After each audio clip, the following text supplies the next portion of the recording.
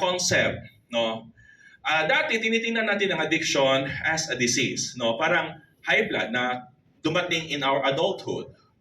But recent advances, concepts suggest that addiction is a developmental problem.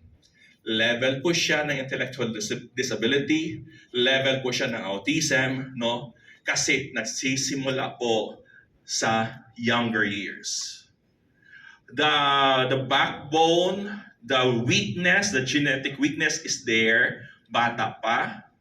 Then, because of the interplay of multiple factors, pagtanda, pagdating ng adolescence, doon magsisimulang aakyat. No? So makikita natin na at age 10, no, or cannabis, no, doon ang experimenting use nagsisimula. No? Then, magpo-progress na din siya. So, why do people take drugs in the first place? Yun ang always tinatanong natin. Ano ka ba lumansyod ka? Illegal yun siya. Bawal ni. Kano mo gamit mangyod ka?